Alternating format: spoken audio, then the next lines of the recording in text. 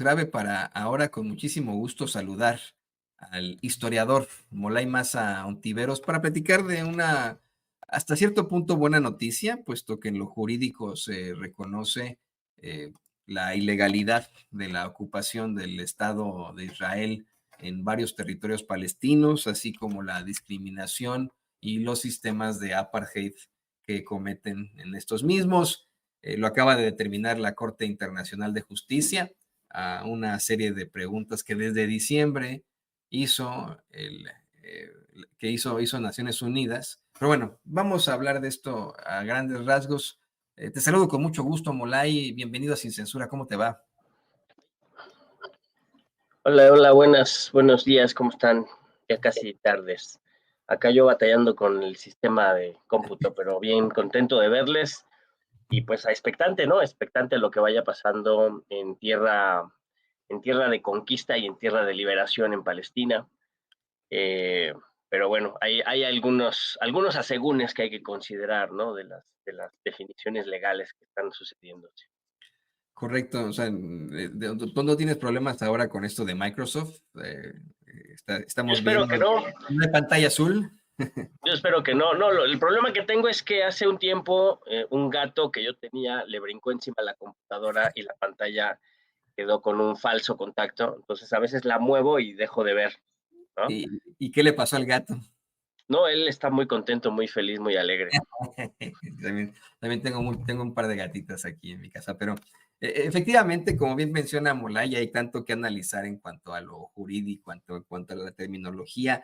La Corte Internacional de Justicia acaba de dictaminar por 11 votos contra 4 en contra que la presencia continua de Israel en los territorios palestinos ocupados es ilegal. Esta determinación va más allá, ¿no? Le comentaba yo a usted que también se afirmó que la ocupación de Cisjordania se establece por parte de Israel una discriminación y segregación sistemáticas, así como un apartheid, según pues el presidente de esa corte, el señor Nawaf Salam. ¿Qué nos puedes decir sobre esto, querido Molay? Pues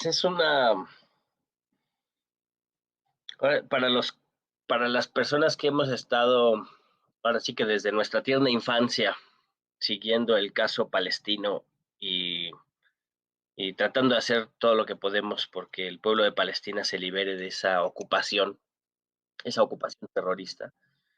Esta noticia es como un sabor agrio, ¿no? Agridulce, ¿no? Eh, si estuviéramos hablando de una situación distinta, no sé, donde hubiera la pretensión de un Estado imperialista de conquistar un territorio, ¿no? Y hubiera una reacción en tiempo y forma para frenar esas intentonas, pues eso sería una buena noticia, ¿no? Pienso yo, por ejemplo, el acoso constante de Estados Unidos a Cuba, que ahora ya los metió en la lista de los países que apoyan el terrorismo, ¿no? El bloqueo permanente a Cuba y a Venezuela, pero Cuba y Venezuela como dos procesos de pueblos que están movilizados, que están organizados, que están luchando, que tienen enfrente esta agresión imperialista, pero que resisten, que luchan. Entonces ahí es donde hay que intervenir y decir eso es ilegal, eso se debe frenar, se debe detener, se debe evitar, ¿no? Que un país imperialista superpoderoso que está destruyendo al mundo vaya y se meta a otros países y los destruya, ¿no? En el caso palestino tenemos más de 70 años de ocupación, más de 70 años de asesinatos, de matanzas, de masacres, de migraciones forzadas, ¿no? De presos políticos, cientos de miles de presos políticos, niños, hombres, mujeres, ancianos, destrozados de manera diaria, cotidiana, permanente. Entonces es intolerable. Estamos viendo en vivo un genocidio brutal desde el 7 de octubre. Y cuando sale la Corte Internacional de Justicia y dice, ¿qué creen? La ocupación es ilegal, pues dices, híjole, pues bendito sea Dios que es ilegal, ¿no? Solo faltaba que dijeran que eso era legal, ¿no? Es bueno que la Corte Internacional y que la Corte Interamericana y que todos los organismos internacionales señalen de ilegal, de brutal, de, de, de, este, de injusta, ¿no? De desproporcionada la ocupación sionista en Palestina y la etapa actual de genocidio. Y yo insisto mucho en que estamos viendo una versión siglo XXI de la solución final, ¿no? Es bueno que se posicionen en ese sentido, pero es insuficiente, ¿no? Totalmente insuficiente, porque se necesita una fuerza material concreta que detenga el genocidio, ¿no? Se necesita que esta resolución sea vinculante, ¿no? Porque para la Organización de las Naciones Unidas la ocupación de territorio palestino es ilegal desde hace muchos años, ¿no? Y no se ha logrado frenar el avance constante y permanente de la ocupación, de la colonización, del apartheid, ¿no? Y del genocidio contra el pueblo de Palestina. Esos cuatro elementos, esos cuatro jinetes del apocalipsis desatados por el sionismo en territorio palestino, no se han logrado frenar ni un ápice, y las fuerzas, las potencias internacionales, los países, la comunidad internacional, no mueven un dedo para frenarla, ¿no? Eh, digamos que es imposible un escenario en donde los cascos azules de la ONU entren, porque eso es lo que debería pasar, que los cascos azules entren a territorio palestino y saquen al ejército de Israel. Ese escenario exige demasiada voluntad política y demasiado valor. En México le decimos de otra forma, ¿no? Que no tienen los funcionarios de la ONU, ni el secretario general, ni ninguno, y menos el Consejo de Seguridad. Pero lo que sí se podría hacer es romper relaciones con Israel, acabar con acuerdos militares, acabar con acuerdos económicos, sancionar a las empresas que tengan negocios con la administración sionista, como Cemex de México, por ejemplo, ¿no? Eso sí se puede hacer, para eso se necesita voluntad política y para eso se necesita presión popular. Ahora ya se está viendo por otro lado, ¿no? Porque también hay que verlo en el contexto que es importante.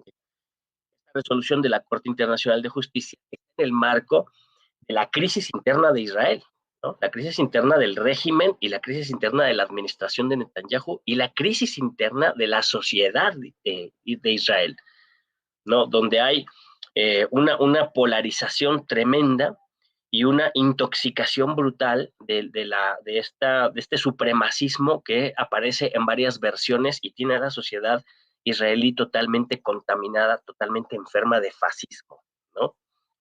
Eh, pero eso está generando una autodestrucción del país, ¿no? Lo que decía Ilan Pappé, que decía, en 2 años Israel no va a existir más, ¿no? No solo porque no es viable para la humanidad en su conjunto, sino porque no es viable como sociedad, en el sentido en la que le ha trazado el sionismo, ese etos que el sionismo le ha marcado, de ultranacionalismo, de racismo, de discriminación, de borramiento de la sociedad palestina, borramiento histórico y cultural de la sociedad, del conjunto de la comunidad humana palestina. Eso también intoxica al pueblo de Israel, ¿no? Y de esta noción supremacista, sionista, no se le puede decir judía, sionista, que ha permeado, que se ha convertido en una cultura también étnica, etnocéntrica de ese pueblo, la está llevando a la destrucción, pero ha generado conflictos con Hezbollah, ¿no? En Líbano, y se involucró muy temprano en el conflicto desde el 7 de octubre para acá, los hutíes, para defender al pueblo palestino. Y justamente la noche de ayer vimos el primer ataque exitoso de un dron hutí que llega a Tel Aviv, ¿no? Se ha visto progresivamente cómo cada vez tiene menos capacidad de agresividad, porque ellos le dicen defensa, pero ellos siempre para los israelíes siempre dicen que ellos se defienden, ¿no? Su ejército se llama fuerzas de defensa, ¿no? Pero no, ellos son los que agreden, son fuerzas de agresión internacional. Y ahora están viéndose limitados, ya se nota que su escudo antibombas, ¿no? Su escudo antimisiles es vulnerable, lo había demostrado Irán desde aquella vez que ajustó cuentas por los actos terroristas de Israel en territorio iraní, que mandó unos drones, demostró que se podía atacar desde largas distancias a territorio israelí, pero ahora los hutíes, que no son una fuerza regular, sino son un movimiento de resistencia, han logrado colar un dron cerquita del consulado de Estados Unidos en Tel Aviv, ¿no? Lo que demuestra la vulnerabilidad actual del Estado de Israel y es terrible que se diga así, pero yo creo que hay que decirlo con todas sus letras, es el único camino para frenar al terrorismo sionista, ponerlo en su lugar militarmente. Y obviamente eso Estados Unidos no lo va a permitir, pero de que hay resistencia, de que hay lucha y de que se van a ajustar cuentas con los sionistas, se van a ajustar, tanto en términos históricos, legales, cosa que demuestra la Corte Internacional de Justicia. Por eso es importante y por eso hay que celebrar la resolución, no porque sea efectiva, sino porque está trazando el marco de la derrota del sionismo en no mucho tiempo. Lo único que podría salvar a los sionistas es cambiar de política totalmente, y como no lo van a hacer, se parecen mucho a cierta oposición de un país americano, que no, su nombre empieza con M, que están aferrados a la misma lógica de destrucción y de autodestrucción, y que esa lógica los va a llevar al fracaso y a la derrota.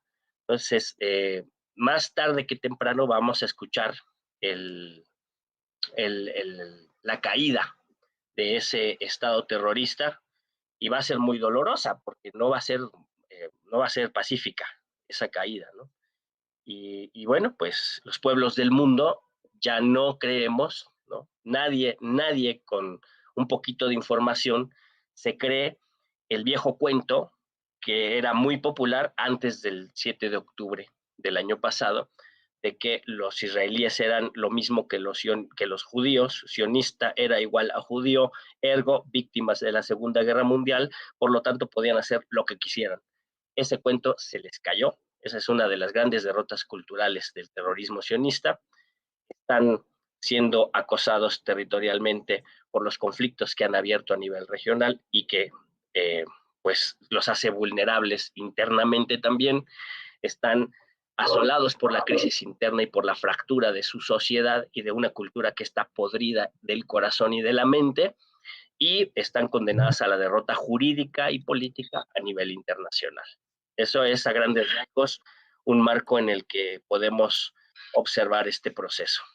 No, y a la derrota histórica, aunque hoy sean Histórico. defendidos por los medios de comunicación corporativos, aunque hoy cualquiera que los denuncie, que los exhiba, que los critique, sea considerado antisemita o, vamos, partidario del terrorismo, la historia no se los perdonará, Molay, estoy convencido de eso, y tampoco perdonará a esos medios, esos gobiernos que estuvieron detrás de este horrible genocidio, detrás de estas vejaciones a la humanidad, eh, detrás de todas estas cosas espantosas que hemos estado documentando una y otra vez aquí en Sin Censura, desde, pues obviamente, el asesinato sistemático de aproximadamente 40,000 personas, pero pasando por hechos claros, claves últimamente, como el haber quemado a todos esos niños dentro de tiendas de campaña en campos de refugiados, el haber asesinado a niños y jóvenes que jugaban fútbol en una escuela, el haber asesinado recientemente con el aperreamiento a un joven con síndrome de Down, es decir, con un perro que utilizaron para que lo mordiera a muerte, etcétera, etcétera, etcétera. Esto no lo va a perdonar la humanidad, no lo va a perdonar la historia, pero en el corto plazo se ve difícil, específicamente por el apoyo que le da Estados Unidos a Israel, tanto en ambas vertientes, tanto el Partido Demócrata como el Partido Republicano. Le voy a pedir al equipo que nos grabe porque anoche en su discurso de aceptación pues a la candidatura republicana, Donald Trump cierra su discurso, eso son las últimas de las últimas de sus palabras, haciendo una advertencia muy fea. ¿Qué digo advertencia? Una amenaza. Dice, regrésenos a nuestros rehenes antes de que yo llegue a la presidencia o enfrenten las consecuencias severas. Lo dio a conocer así antes de terminar su discurso. Además, bueno, un discurso plagado de planteamientos antiinmigrantes, racistas, xenófobos, etcétera, etcétera.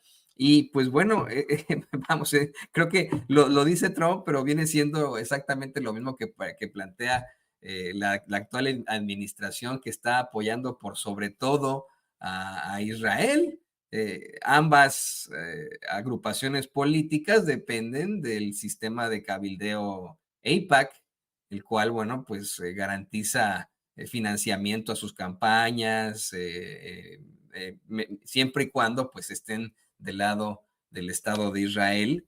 Y hoy se da a conocer que incluso Benjamín Netanyahu rechazó la propuesta de su ministro de guerra, de Yoav Galant, de un hospital temporal para niños en Israel, niños de Gaza, confirmando con esto que pues si ellos por lo que van es por el exterminio. Entonces,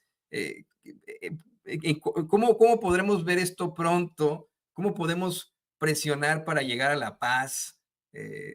O nos tendremos que esperar a que la justicia pues llegue tarde, pero llegue. Pues yo creo que un poco de las dos cosas, ¿no? O sea, nosotros, digamos, el ciudadano de a pie, la ciudadana de a pie tiene que ver qué puede hacer, ¿no? O sea, todos podemos participar del boicot, ¿no? No comprar nada que tenga que ver con Israel. Yo sé que casi todos los productos que son fáciles de adquirir, eh, porque para eso son, ¿no? Los productos de las empresas transnacionales son muy fáciles de adquirir en cualquier tiendita, pero hay otros productos que no, que son nacionales y que no tienen relación directa con la economía sionista, ¿no? Pero hay grandes productos que todos conocen que hay que dejar de consumir, ¿no? Y que además nos hacen daño. Hay que movilizarnos, ¿no? Hay que movilizarnos en la calle, hay que poner nuestra bandera de Palestina en la ventana, hay que presionar en redes sociales, hay que mandar todos los días, todas las veces que podamos, información y la demanda de ruptura de relación a nuestras autoridades, ¿no? Nuestras autoridades universitarias, nuestras autoridades en la alcaldía, nuestras autoridades en la ciudad, nuestras autoridades en el estado donde estemos, las autoridades nacionales de relaciones internacionales y las autoridades políticas. Hay que estarlas presionando diciéndoles es inmoral, es antiético, es aberrante, es cobarde, es miserable mantener relación con una entidad terrorista, asesina de niños, como es la ocupación israelí de Palestina, ¿no? Creo que esa parte nos toca a todos y lo podemos hacer, no nos quita nada hacerlo. La otra parte es la parte que les toca a la comunidad internacional y a la gente que está en las grandes ligas de la política, ¿no? Que tienen que escuchar a sus pueblos, tienen que escuchar las movilizaciones, tienen que escuchar el clamor que hay en redes sociales, que por mucho que sea la propaganda sionista que ocupa los grandes medios masivos de comunicación, las grandes empresas transnacionales de la comunicación, el clamor popular ¿cómo se dice? Desarrollado y desenvuelto por todo el planeta. Y hay grandes movilizaciones, ¿no? Que se han hecho por todas partes en contra de la ocupación sionista. O sea, los pueblos están hablando en contra de la ocupación sionista. Y por otro lado, también esto es muy interesante porque se notan los dos campos de la política internacional, los campos más progresistas, los campos más abiertos, más democráticos, desde la izquierda radical hasta la izquierda más moderada y más centrista, hay un consenso generalizado de que se tiene que acabar con el genocidio, ¿no? Ya de ahí hay matices. Algunos queremos que desaparezca Israel definitivamente y otros dicen que no, que hay que hay que regresar a los acuerdos de Oslo y los dos estados. Ahí hay muchos matices y mucho debate, pero hay un enorme consenso en todo el campo popular y progresista a nivel mundial. El consenso es que se detenga el genocidio en Palestina y que se rompa relación con Israel. Y del otro campo está la derecha, lo que llama el presidente Andrés Manuel López Obrador, la derecha cínica, ¿no? Muchos le decimos el fascismo o la ultraderecha, ¿no? Y la derechita cobarde, que le dicen los de ultraderecha, la derechita cobarde, antes se le llamaba la derecha moderada y el presidente Andrés Manuel le llama la derecha hipócrita, ¿no? Este campo está muy definido también, está definido a favor del genocidio, ¿no? Y está definido y tiene sus prohombres, ¿no? Tiene sus representantes como Donald Trump, como Javier Milei, como esta Giorgia Meloni, ¿no? Como esta Marie Le Pen, ¿no? tiene sus representantes, ¿no? Como Kerensky, ¿no? Kerensky, perdón, es que ese es el de la Segunda Guerra, el ucraniano, ¿no? ¿Cómo se llama? Bueno, es el presidente de Ucrania, el títere ucraniano de Volodymyr Zelensky, Zelensky, sí. Zelensky, ¿no? Que además también es Vladimir, por cierto, pero como es ucraniano es Volodymyr, ¿no? Bueno, esos son los representantes de ese campo, ¿no? Y hay que escuchar qué es lo que están diciendo, qué es lo que están planteando para la humanidad, ¿no? Plantean el acelerar la economía de mercado hasta que se destruya el planeta, ¿no? Acelerar la economía de guerra, abriendo escenarios de guerra como lo hay en Ucrania, como lo hay en Palestina, abrirlos en Taiwán y abrirlos en América Latina, y abrirlos y profundizarlos en África, ¿no? Mantener las esferas de coloniaje europeo en África y mantener las esferas de colonización norteamericana en América y la influencia norteamericana ocupando sus títeres de la OTAN en Europa. Ese es el escenario que ellos están pintando, ¿no? Y a eso es a lo que ellos llaman libertad y democracia, ¿no? Entonces, nosotros, nuestra tarea es hacernos conscientes de esta lucha, de esta situación y tomar partido y participar, ¿no? Y entonces se engarzan, fíjate, nada más, ¿no? Se engarza la lucha por la democracia en nuestro país, la lucha en contra del PRIAN en nuestro país, la lucha por la reforma judicial en nuestro país, la lucha por la democratización del Poder Judicial, la lucha por el fortalecimiento de la cuarta transformación en nuestro país, por la concientización de nuestro pueblo, por la movilización de nuestro pueblo en México, en América Latina, ¿no? La lucha por defender a Cuba, por defender a Venezuela, por defender a Nicaragua, que hoy cumple un aniversario de su revolución, ¿no? La revolución sandinista, la lucha por defender la soberanía latinoamericana, la lucha de los pueblos africanos, porque los pueblos en África están en una lucha formidable también de descolonización. Hay una nueva ola descolonizadora de los pueblos, de varios pueblos africanos, ¿no? Eso se engarza con la solidaridad con los pueblos de Palestina y de Ucrania también, ¿no?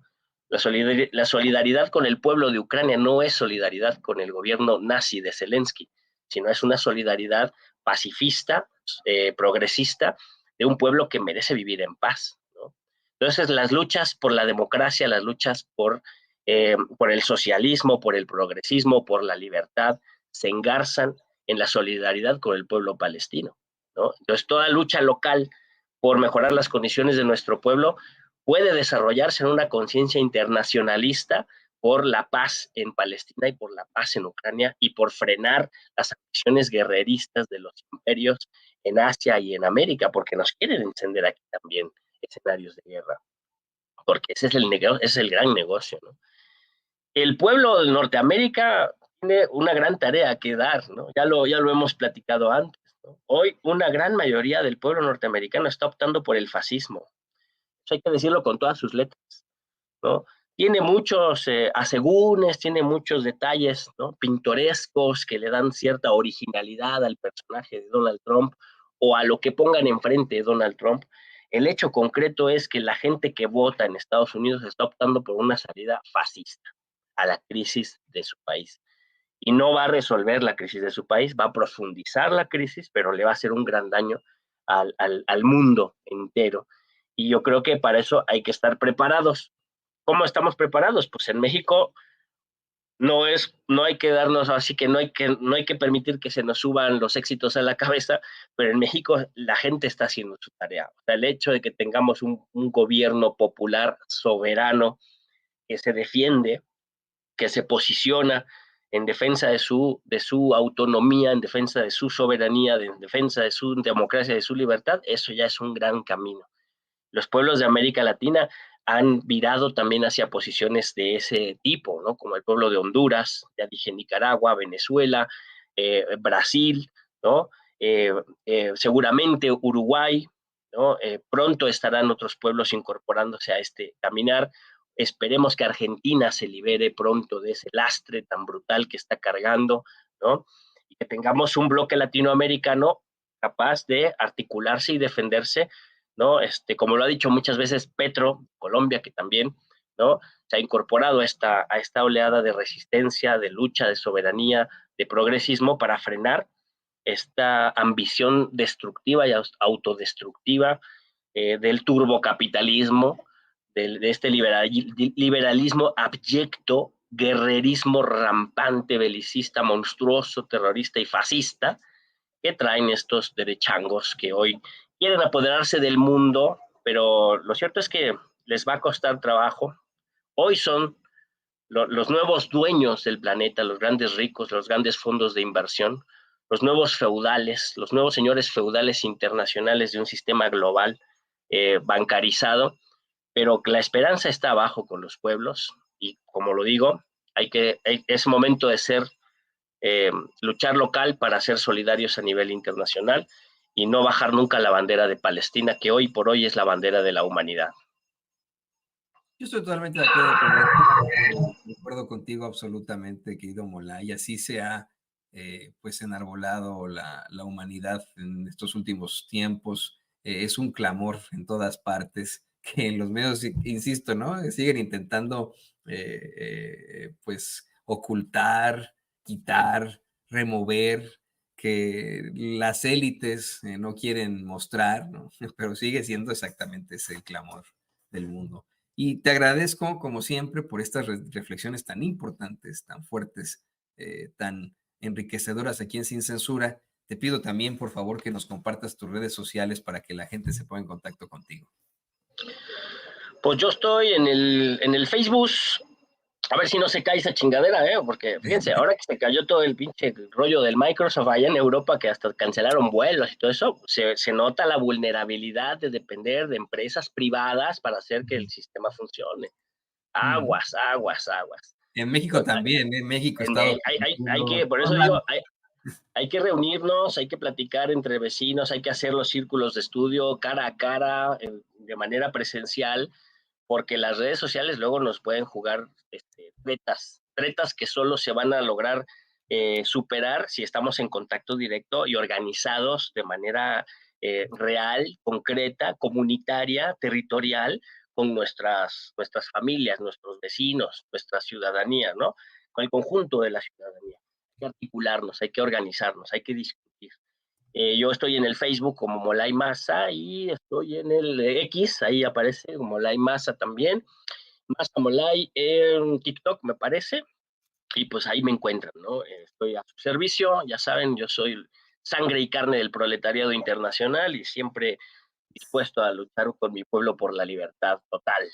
Y pues síganos también en la 4TV, ahí están las noticias y las entrevistas con las que yo ando trabajando. Ojalá los pesquemos a ustedes algún día por acá, que puedan venir al estudio, tú, Toño, Vicente Serrano, ¿no?